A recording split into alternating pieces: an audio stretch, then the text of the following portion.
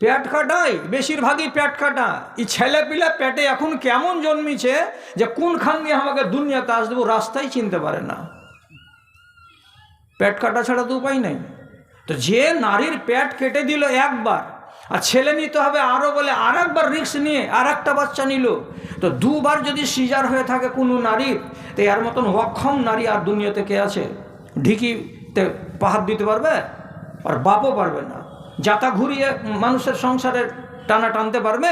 ওর ক্ষমতা নেই। ওর নিজের বাচ্চাটার, ছোট ছোট বাচ্চা যে এত বড় বড় নেকড়া গেলাকে পরিষ্কার করে ছাদে মেলে দিতে যেতে হবে, ও সিঁড়িতে পা দিতে পারবে? ও ঘাঁটা তাকাবে ওর ভাঁড় বাটার যে আইসো এসে মেলে দিয়েছো ছাদে। তো তুমি তো নাকারা, তুমি তো বেকার, তোমার পেট কাটা।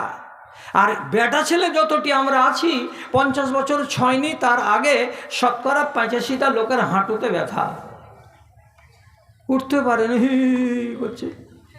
আর এই হি রোগে এক এক ডাক্তার পর্যন্ত পেরেশান হয়ে গেল যে তোমার হাঁটুর রোগ কেমন করে সারাই, তোমার কোমরের রোগ কেমন করে সরাই। যার কারণে আমরা ভাদু, বিএসবি আর গুণিপোখর, বোলদা, লদাপাড়ার লোক এর আগে জীবনে কোনোদিন কোনো মসজিদে এখানে টুল দেখিনি আর চেয়ার দেখিনি। এখন প্রত্যেকটা মসজিদে চেয়ারখানে করে চেয়ার রাখা আছে, আছে না নাই? কার জন্য রাখা আছে? ওই যে ওই ন্যাংড়া যার হাঁটুতে বল নাই, ওর জন্য রাখা আছে। চেয়ারে কেন পড়ছো? বসতে পারি না বলি সাহেব, কোনো রকম যদি বসে গেলাম তার উঠতে পারবো না। ইমাম সাহেব সূরা ফাতিহা শেষ করে দিয়ে রুকুতে চলে যাবে, তৎক্ষণ আমার উঠাই হবে না। তো বাস্তবিক কথা তো। তার আপনার যদি হালাতটা এই হয়ে যায় 50 বছরে গিয়ে, 55 বছরের বয়সে গিয়ে, তাহলে আপনি যে নামাজ থেকে আজকে কাজা করলেন ইমামের পিছন দিকে পড়তে হতো, সেটাকে ছেড়ে দিয়ে আপনি কি করে এটাকে পূরণ করতে পারবেন? আপনি সুযোগের সদ্ব্যবহার করেছেন? করেননি। পস্তাতে হবে না? পস্তাতে হবে একদিন। এই জন্য নবী করিম সাল্লাল্লাহু আলাইহি সাল্লাম বলেছেন, ইগতানিম খামসান কাবলা খামসিন, 5টা জিনিসের আগে তোমরা 5টা জিনিসকে আল্লাহর নিয়ামত মনে করো, আল্লাহর দান মনে করো।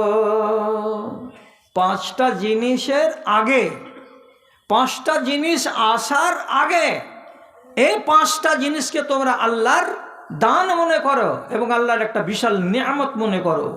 কি? 5টারই কিন্তু জোড়া আছে, বিনা জোড়াতে নেই 5টা। কি কি 5টা? তো বলছে হায়াতাকা কাবলা মৌতেকা, তুমি এখন বেঁচে আছো, তোমার মৌত আসবে একদিন। মৌত এবং হায়াতেরা হলো জোড়া। তো নবীজি বলছেন, তোমার মরণটা আসার আগে তুমি তোমার জীবনটাকে আল্লাহর নিয়ামত মনে করো। এটা খবরদার করিও না যে আগামী কাল, আগামী পরশু কিংবা আগামী বছর হজ করে আসব, আর আসার পরে তখন থেকে যে নমাজ ধরবো তো ধরবো আল্লাহর নামে ধরবো, এরকম করে সময়কে ডিলে করো না। কেন যে মৌত কবে আছে, কখন আছে তুমি জানো না। তো সুতরাং যতক্ষণ মৌত আসেনি জীবনটাকে তুমি গনিমত মনে করো, জীবনটাকে আল্লাহর একটা নিয়ামত মনে করো, অবহেলায় কাটায়ও না। এবং রাসূলুল্লাহ হাদিসে বলেছেন, যখনই তুমি নামাজে দাঁড়াবে তখন তোমাকে মনে মনে নিয়াত করে নিতে হবে, এটা আমার শেষ নামাজ। কি বললাম? এই নামাজটা আমার শেষ নামাজ, আমি আসরের নামাজ পড়তে পারবো না। আপনি কেন এটা নিয়ত করবেন?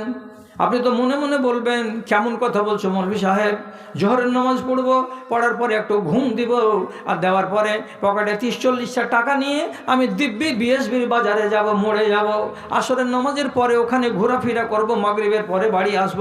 আপনি এটা ভেবে রাখবেন, কিন্তু আপনি জানেন না যে আসরের নামাজ পড়তে পাবেন কি পাবেন না, তার আগেই মৌত হয়ে যেতে পারে আপনার। জি, এমন এক ভালো মানুষ যার সঙ্গে বসে বসে আমি চা খাই, উত্তর দিনাজপুরের কথা বলছি, দোমোহনার এলাকায়।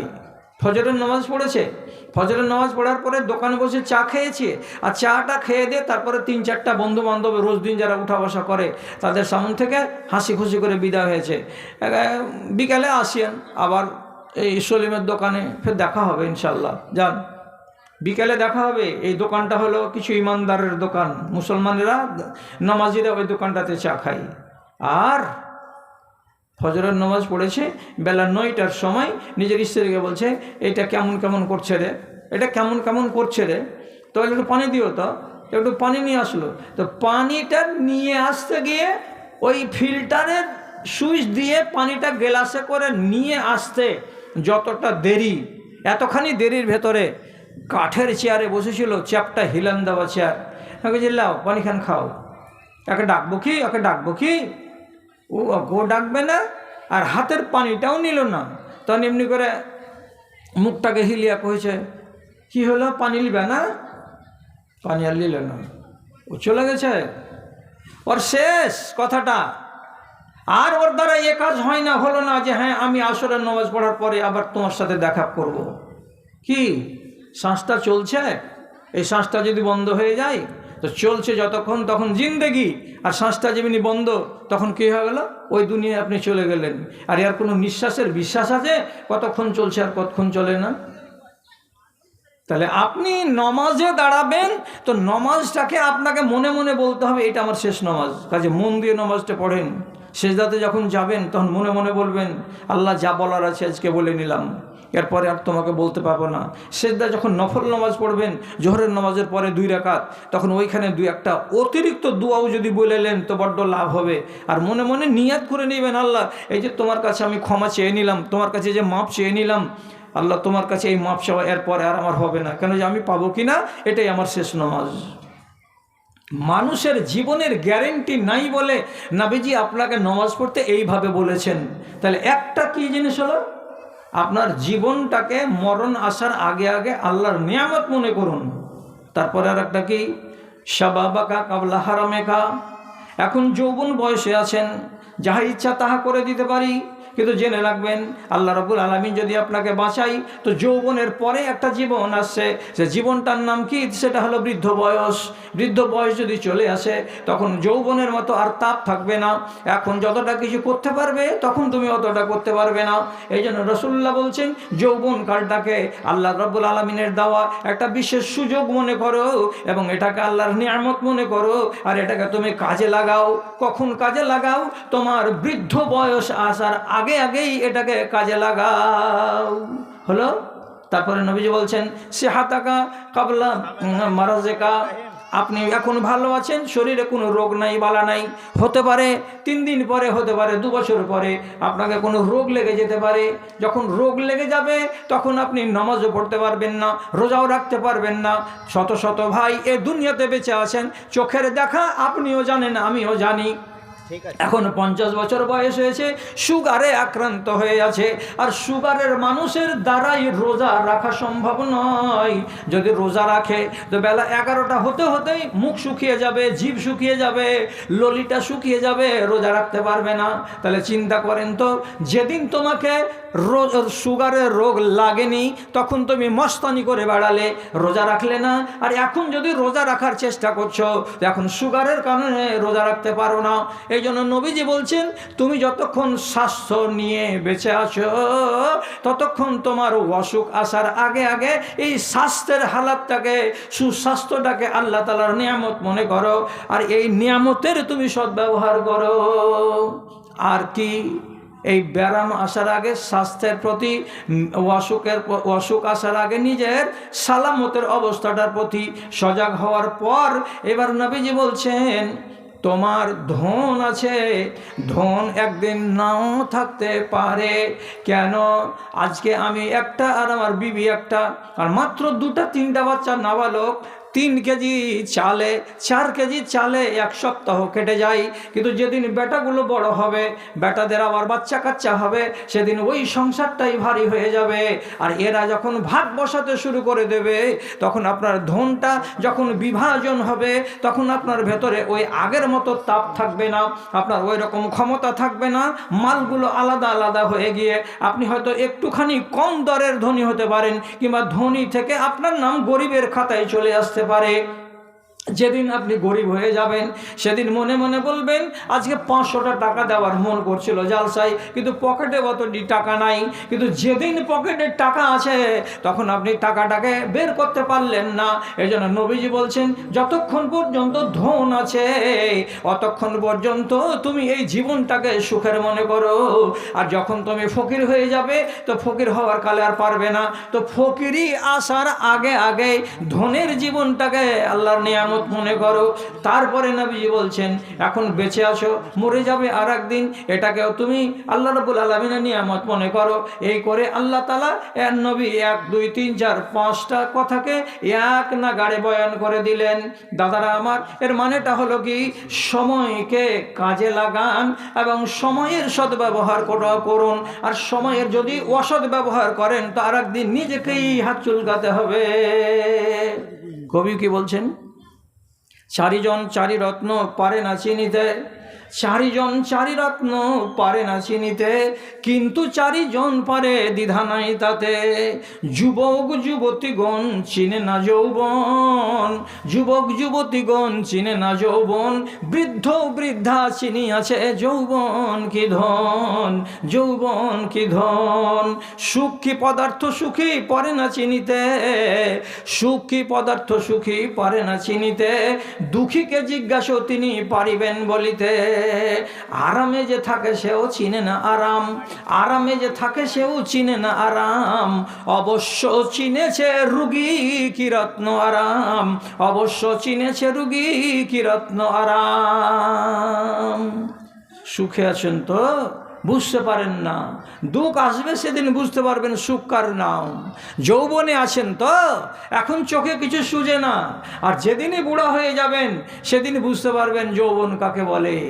স্বাস্থ্য এমন জিনিস যতক্ষণ আছে ততক্ষণ গাফেল, আর যেমনি এখন কোনো বড় রোগ ধরবে তখনই আপনি খালি কাউমাও কাউমাও করে বেড়াবেন। আল্লাহ তুমি কত কাছে, তোমার কবর কত কাছে, আর দুনিয়াটা কত ক্ষণিকের, তখন মনের ভেতরে খালি পরিতাপ হবে পরিতাপ হবে। আমি এমন জালসা করে বেড়াচ্ছি, তো আমারই মতো এইরকম স্টেজে জালসা করে বেড়া একটা মাওলানা হলো ইটাহারের মতিউর রহমান উমরি। আজ 16 দিন থেকে টাটা হসপিটাল বোম্বাইয়ের ক্যান্সার সেন্টারে ভর্তি হয়ে আছে এবং তার হাতে স্যালাইন লাগা আছে, ছবিতে দেওয়া আছে, হোয়াটসঅ্যাপে নেটে আমরা দেখতে পাচ্ছি। দুনিয়ার মানুষের কাছে উনি দোয়া চাইছেন, আপনারা আমার জন্য দোয়া করবেন আল্লাহ যেন আমাকে শিফা দেয়। আর ওর জানুয়ারি ফেব্রুয়ারি মার্চ মাসটা বাদ এপ্রিল মাস, এগুলো জালসার তারিখে গোটা ডায়েরিটা খালি গিজগিজ গিজগিজ গিজগিজ করছে, একটা দিন ফাঁকা নাই। ও কি জানছিল যে আমাকে টাটার হসপিটালে শুয়ে থাকতে হবে, আর এরকম করে শুয়ে শুয়ে দিন গুনতে হবে, আর সমস্ত জালসাগুলো আমার গায়ের হাজিরি হয়ে যাবে, আমি একটাতে স্টেজে গিয়ে কথা বলতে পাবো না, আবার বাড়ি আসবো কি না তারই আমার কাছে কোনো ভরসা আছে, কোনো গ্যারেন্টি আছে? কোনো গ্যারেন্টি নাই। তাহলে আপনি সুযোগকে কাজে লাগাবেন না, এটা কেমন মানুষের মানুষ আমরা? বুড়ো বয়স হয়ে গেল, ইবাদত বাড়ছে না, যৌবনকালে আছি, বেখবর হয়ে আছি, তাহলে আমরা মানুষ হয়ে কেন জন্ম নিলাম? হ্যাঁ, কি জন্য নিলাম? কালো কেশে যত সাদা হয়ে গেছে, কালো কেশে যত সাদা হয়ে গেছে, চামড়া গিয়েছে ঝুলে, শক্ত জিনিস চিবাতে পারো না, সব দাঁত পড়েছে খুলে, সব দাঁত পড়েছে খুলে। দর্পণে এবার আল্লাহকে আঁকো, তুমি পরকালে পাবে জয়, জীবন দুয়ারে জম এসে খাড়ো, আর এদিক ওদিক নয়।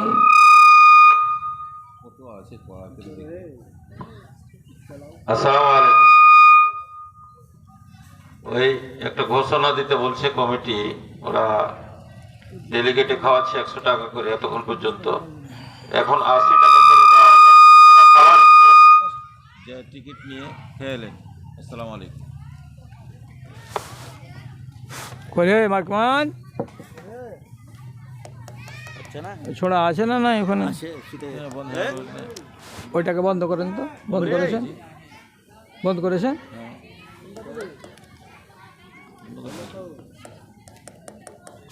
করে কেন ওরকম হলো? একটা চাল কর না রে। না না, কেউ হাত দেয়নি। একটু দেখো, লাড়াছাড়া করো। একটু হলো, একটু হয়েছে। আচ্ছা, তো আচ্ছা আচ্ছা আচ্ছা আচ্ছা, যা কাজ হয়ে যাবে এখন ইনশাল্লাহ। তো আজকের যেটা আলোচনার মুদ্দা সেটা হলো সুযোগকে কাজে লাগান আর সময়ের সদ্ব্যবহার করেন, সময়ের অসৎ ব্যবহার করিয়েন না, নাহলে আপনাকে পস্তাতে হবে। এই কথাটার উপরেই আজকে আপনার কথা। এখন যদি কেউ আপনার সামনে গল্প করে যে এই ঠান্ডার মৌসুমে আজ সকালবেলায় 1200 টাকা দামের কম্বলগুলো 15খানা বিতরণ করলাম।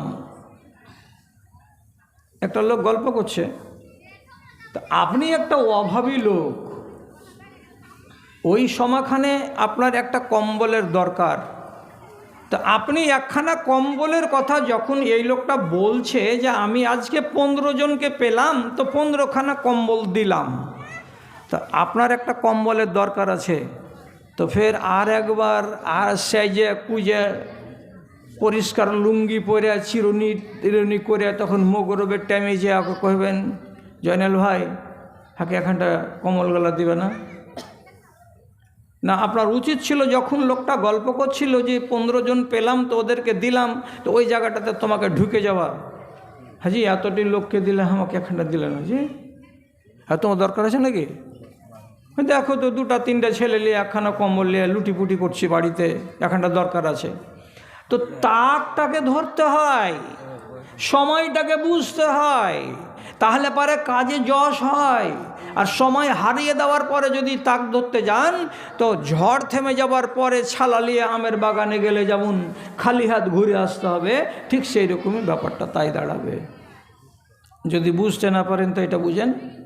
রাসূলুল্লাহ একদিন ওয়াজ করছেন, ওয়াজ করতে করতে বলছেন সাইয়াদুখুলুনা মিন উম্মতি 70 আলফান আল জান্নাতা বিগাইরি হিসাব। আমার উম্মতিদের 70,000 জন লোককে আল্লাহ রাব্বুল আলামিন বিনা হিসাবে জান্নাত দিবেন, বিনা হিসাবে এরা জান্নাতে যাবে। কতটি? 70,000। 70,000 লোক বিনা হিসাবে আমার উম্মতিদের কিছু জান্নাতে যাবে। রাসূলুল্লাহ যখন জান্নাতে যাওয়ার কথা বলছেন তো ওনার মুখ থেকে যদি একটা দোয়া বেরিয়ে যায়, একটা দোয়া আপনার জন্য, আমার জন্য, আর কাউরি জন্য, তো সাথে সাথে তো কবুল হয়ে যাবে। রাসূলুল্লাহ যদি খালি হ্যাঁ বলে দেন তো ওইটাই তো হয়ে যাবে। তো যখন 70,000টা লোক বিনা হিসাবে জান্নাতে চলে যাবে এ কথাটা শুনতে পেল, তখন ওই মজলিসে বসেছিল একটা সাহাবী, তার নাম ওক্কাস বিন মেহসান। উনি তখন সাথে সাথে নবীজির দিকে তাকে বলছেন, আয় আল্লাহ পাকের রাসূল, আল্লাহ ইয়াদউলি ইয়া রাসূলুল্লাহ উদউলি আইয়াজআলানিল্লাহু মিনহুম। হে আল্লাহ রসুল, আপনি একটু দোয়া করে দেন আমাকে যেন আল্লাহ রাব্বুল আলামিন ওই 70,000 লোকের মধ্যে একজন নিয়ে নেন, আর আমি যেন 70,000-এর ভেতরে একটা লোক হতে পারি। কেন যে আপনার উম্মতের মধ্যে থেকে 70,000 জন লোক বিনা হিসাবে জান্নাতে যাবে, তো আমাকে যদি ওই দলে ঢুকিয়ে দেওয়া যায় তো আমি বড্ড কপালওয়ালা হয়ে গেলাম। রাসূলুল্লাহ লোকটার আগ্রহের দিকে দেখে সাথে সাথে তখন মুখ খুলে বলে দিলেন, আল্লাহুম্মা জাআলহু মিনহুম। এ পরওয়ারদিগার, তোমার এই বান্দা ওক্কাস বিন মেহসান বিনা হিসাবে জান্নাতে যাবে, 70,000 লোকেদের তালিকাতে ঢুকতে চাইছে, আল্লাহ তুমি একে ওই তালিকার ভেতরে ঢুকিয়ে নাও। রাসূল দোয়া করে দিলেন। তো এমনি যেন তেন লোককে তো আর দোয়া করে দিলেন না। এই লোকটা কত দিনদার, কত আল্লাহওয়ালা, কত পরহেজগার, যে এই মানুষটা উহুদ যুদ্ধের দিন লড়াই করছে, তো লড়াই করছিল তো হাতে ছিল তরবারি, তো তরবারিখানে লড়াই চলতে চলতে চলতে চলতে আধখানি থেকে একবারে ভেঙে টুকরা হয়ে গেল, এতটুকুনি বেঁচে আছে। তো ওইটুকুনি তরবারি নিয়ে কি আর লড়াই করা যাবে? আর যাবে না। রাসূলুল্লাহর কাছে চলে এলেন, আসার পরে বলছেন, আল্লাহ পাকের রাসূল, আমি বীরত্বের সঙ্গে লড়াই করছিলাম এবং আমার সামনে দুশমনকে আমি 1 টাকাও রেহাই দিই নাই, এত মন দিয়ে প্রাণ দিয়ে যুদ্ধ চালাচ্ছিলাম, কিন্তু দুঃখের কথা হলো এই আমার তরবারিখানা ভেঙে গেছে, আমি কি দিয়ে এখন লড়াই করব? সামনে যদি দাঁড়িয়ে থাকি তাহলে বিপদ, আমার উপরে দুশ্মনের লাঠি পড়ে যাবে, তরবারি পড়ে যাবে, তাহলে নিশ্চয় আমাকে বাধ্য হয়ে পিছনের সারিতে গিয়ে দাঁড়াতে হবে যাতে কোনো দুশ্মন আমাকে মারতে না পারে। আর আমার মতো বীর পুরুষ, আমি সামনের সারিতে থাকা লোক, আমি পিছন দিকে কেমন করে দাঁড়াবো? রাসূলুল্লাহ সাথে সাথে করলেন কি, পড়েছিল সামনে একটা খেজুরের ডাল, পুরাতন মরা খেজুর, একটা শুকনো ডালখানাকে তার হাতে তুলে দিলেন, আর দেওয়ার পরে বলছেন আবু ওকাসা এই ডালখানা দিয়েই তুমি লড়াই শুরু করে দাও, এর দ্বারাতেই আল্লাহ তাআলা তোমার লড়াই বরকত দান করবে। ওকাসা বলছেন আমি খেজুরের শুকনো ডাল নিয়ে লড়াই চালু করলাম, আর লড়াই করতে আরম্ভ করেছি কখন, কোন টাইমে, কোন মুহূর্তে আল্লাহ রাব্বুল আলামিনের একটা অশেষ কুদরতে এবং কৃপায় আমার হাতের শুকনো ডালখানা এখানে মজবুত তরবারি হয়ে গেছে। আমি দেখে বুঝতে পারছি এটা ডাল নয়, এটা তরবারি।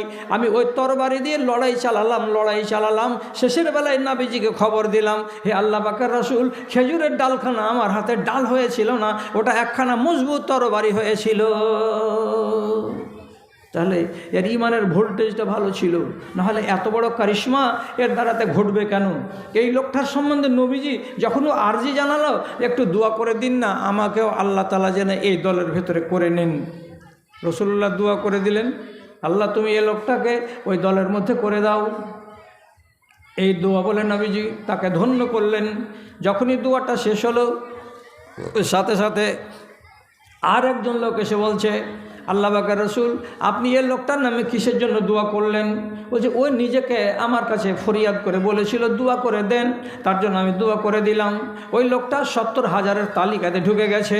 তখন এই লোকটা বলছে, আপনি একজনকে যদি ঢুকিয়ে দিয়ে থাকেন তা আমার জন্য একটু দোয়া করে দেন না, আমাকেও যেন ওই লাইনে ঢুকিয়ে দেওয়া হয়, আমিও যেন 70,000-এর মধ্যে থাকতে পাই। তখন নবীজি বলছেন, সাবাকাকা ওকাসা, তোমার জায়গাটা ওকাসা নিয়ে নিয়েছে। একটা দোয়া করার সুযোগ ছিল, একটাই দোয়া করে দিয়েছি, আর ওটা কে পেয়ে গেছে? তো ওকাসা পেয়ে গেছে। এরপরে তোমারও হবে না, আর কাউরি হবে না। কাকে বলে সুযোগ? কোন জিনিসটাকে বলে সুযোগ? সুযোগ যদি চিনতে চাও তাহলে লম্বা চওড়া ওয়াজ আজকে করা যাবে না। কেন যে আপনারা লম্বা চওড়া ওয়াজ করার মতো প্রস্তুতি নিয়েছেন, কিন্তু আপনাদের কপালে অতখানি লেখা নাই। শর্ট করে বলছি, আপনার দুই কাঁধে দুটো ফেরেশতা আছে কি না? এমনিতে আমরা সেই শুধু জানি, তো কথাটা একবারে ঠিক নয়, আর কথাটা একবারে ভুল নয়। কি বলি আমরা? যে দুটা ফেরেশতা আছে, কেরামান কাতেবিন। দুটা ফেরেশতার নাম, একটার নাম কেরামান আর একটার নাম কাতেবিন, এটা কথা নয়। ওই ফেরেশতা দুটার পরিচয় হলো কি? কেরামান কাতেবিন, সম্মানজনক দুটো মুহুরিল, যেটা দুই কাঁধে রব্বুল আলামিন বসিয়ে রেখেছেন। এই দুজনের ভেতরে একটার কথা শুনেন, নবীজি সহিহ হাদিসের ভেতরে বলছেন, ইন্না সাহেবা শেমালে, বাম দিকে আপনার যে ফারিস্তাটা আছে কাঁধে, লাইয়ার ফাউল কালামা আনিল আবদে সিত্তা সাআতিন, একটা কোনো আল্লাহর বান্দা বাড়ি থেকে বের হয়ে রাস্তাতে কোনো একটা অঘটন ঘটিয়ে দিল, কোনো একটা পাপ করে দিল, কোনোই একটা পাপ করে দিল, যেমনই মন তেমনই পাপ হোক না কেন, হয় কিছু চুরি করে নিল, আর না হয় কোনো রমণীর সাথে অবৈধ গল্পতে জড়িয়ে গেল, আর না হয় কাউরি মোবাইল মেরে নিল, আর না হয় কোনো মানুষকে অকথ্য ভাষায় গালি দিয়ে দিল, কিছু একটা অপরাধ করে বসলো, পাপ। এই পাপটাকে তো লিখতে হবে খাতায়। কেন যে কোনো বান্দার ভালো আর মন্দকে আল্লাহ তাআলার ফেরেশতারা লিপিবদ্ধ করছেন, এটাও তো কোরআনে লেখা আছে। কে পড়বে আগামীকালকে কোরআন মাজিদের বাংলা সূরা কাফ? গুণীপোখরে একটাও বেটি ছেলে আছে যে কালকে বাংলা কোরআন মাজিদ ওর বাড়িতে আছে যে খুলে পড়বে? যে মুলি সাহেব বলেছিল সূরা কাফটাকে একবার পড়ে দেখি তো কি আছে ওতে। ওখানে লেখা আছে, মা ইয়ালফিজু মিন